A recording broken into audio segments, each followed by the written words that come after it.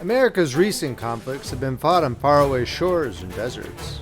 But imagine if young children were right in the middle of troubled times. If you were a young lad during the Revolutionary War, would you help fight against the hated British? Or would you be a shameless bootlicking Tory? What would you do in a stressful situation where the British are actually inside your home? I hope you'll enjoy this fun short story of youthful patriotism. If you're enjoying this reading from Friendly Frog Press, please make sure to subscribe and hit that like button. The Little Minuteman by H.G. Paine, narrated by Beauheart. All during the winter, Britain had been saying what he would do if the Redcoats came, and grieving because his age, which was 8, prevented him from going with his father to fight under General Washington. Every night when his mother tucked him in his bed and kissed him good night, he told her not to be afraid, that he had promised his father to protect her, and he proposed to do it.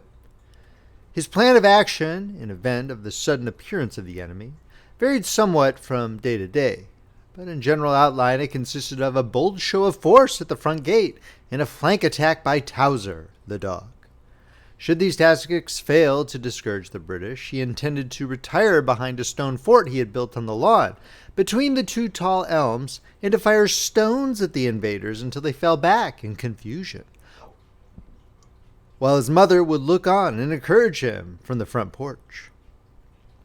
When the Redcoats unexpectedly appeared in the distance one afternoon in May, what Britain really did was to run helter-skelter down the road, up the broad path to the house, through the front hall into the library, close the door, and then peep out of the window to watch them go by. When he first caught sight of the soldiers, Britain was sure that there was at least a regiment of them. But when they were opposite the front gate, all that he could see were a corporal and 3 privates. Instead of keeping on their way, however, they turned up the path toward the house, and then it seemed to Britain that they were the most gigantic human beings that he had ever seen. His mother was away for the day and had taken Towser with her. This, together with the fact that the enemy were now between him and his fort, entirely spoiled Britain's plan of campaign, and he decided to seek at once some more secluded spot, and there to devise something to meet the changed conditions. But when he started to run out of the room, he found that in his hurry he had left the front door open, so that anyone in the hall would be in plain sight of the soldiers, who were now very near. Unfortunately, there was no other door by which Britain could leave the room.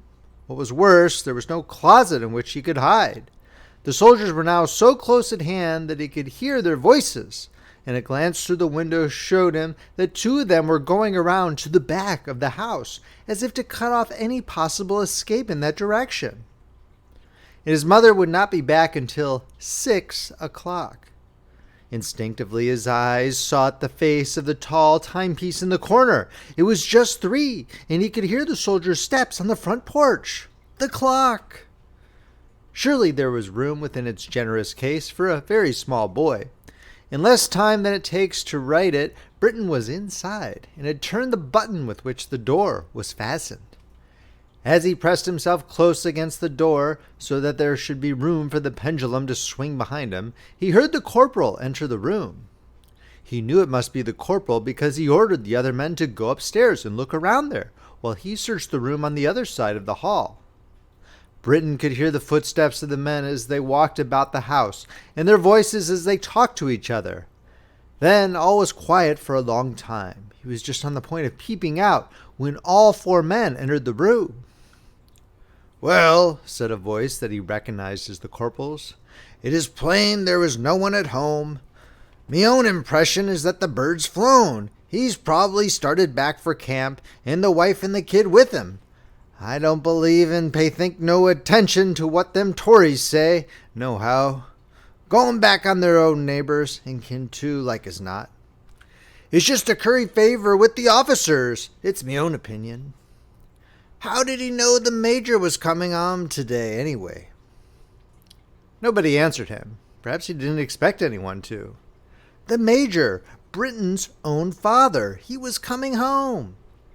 This, then, was the surprise that his mother had said she would bring him when she went off with Towser in the morning to go to Colonel Shepard's. And now those Redcoats were going to sit there and wait until he came, and then Britton did not know what would happen, whether he would be shot on the spot or merely put in prison for the rest of his life. Oh, if he could only get out and run to meet his father and warn him. But the men seemed to give no signs of leaving the room. "Perhaps he hasn't come at all yet," suggested one of the privates. "Perhaps he hasn't," answered the voice of the corporal. "But why then? Wouldn't his folks be here waiting for him? However, I'll give him every chance. It's now 5:20 after 3. I'll give him until 6. But if he doesn't turn up by then, we'll start away for the shore without him." 6 o'clock, thought the boy in the clock. The very time his mother had told him she was going to be home again with something very nice for him. And now she and his brave papa could walk right into the arms of these dreadful English soldiers, and he could not stop them. Whong! What a noise! It startled Britton so much that he nearly knocked the clock over, and then he realized that it was only the clock striking 3:30. 3:30? He had been there only half an hour, and already he was so tired he could hardly stand up. How could he ever endure it until 4, until 4:30, 5, 6? If only some accident even will happen to detain Papa and Mama, he thought. But how much more likely it occurred to him that his father, having but a short leave of absence, would hasten and arrive before 6. Tick-tock went the clock. How slow, how very slow, thought Britton, and he wished there was only some way of hurrying up the time so that the soldiers would go away. Still, the soldiers stayed in the room, all but one, who had gone into the kitchen to watch from there. Tick-tock went the clock, and whong, whong, whong, whong. Only 4 o'clock. Britton began to fear that he could not hold out much longer. Tick-tock went the clock. Each swing of the pendulum marked 1 second. Britton's mother had told him. If he could only make it swing quicker so that the seconds would fly a little faster. Why not try to? Britton was on the point of breaking down. He was desperate. He felt that he must do something. He took hold of the pendulum and gave it a little push. It yielded readily to his pressure. None of the soldiers seemed to notice it. He gave it another push. The result was the same. Britton began to pick up courage, and he pushed the pendulum to and fro, to and fro, to and fro. He tried to keep it swinging at a perfectly even rate, and apparently he succeeded. At any rate, the soldiers appeared to notice nothing different. Yet Britton was sure that he was causing the old clock to tick off its seconds at a considerably livelier gait than usual. 4:30 came almost before he knew it, but by 5 o'clock Britton began to realize that he was very, very tired. He had been standing 2 hours already in that cramped, dark, close case, and he had pushed the pendulum first with one hand and then with the other in that narrow space until both felt sore and lame. Yet now that he had once begun, he did not dare leave off. And still it did not seem possible that he could keep it up. The soldiers had kept very quiet for a long time. Britton thought that 2 of them must be napping. At 5 o'clock, the soldier who was awake aroused the corporal and the other private, whom the corporal sent to relieve the man on guard in the kitchen. "I must have slept mighty sound," remarked the corporal. "I'd never believe I'd been asleep an hour if I didn't see it on the clock." "No signs of any man yet," reported the man who had been in the kitchen, whom Britton judged to be an Irishman. "Be he's going to wait till 6. "Yes," answered the corporal, "but no longer." Then they began talking about the British fleet that was cruising in Long Island Sound, and about the ship on which they were temporarily quartered until they could join the main body of the army, and how a neighbor of Britton's father's and mother's had been down at the store when a ship's boat had been put in for water, and how he had told the officer in charge that Major Hall, Britton's father, was expected home for a few hours that day, and what a fine opportunity it would be to make an important capture. The clock struck 5:30. Grunted the corporal. "It doesn't seem that late. But you know, you can't tell anything about anything in this blarsted country."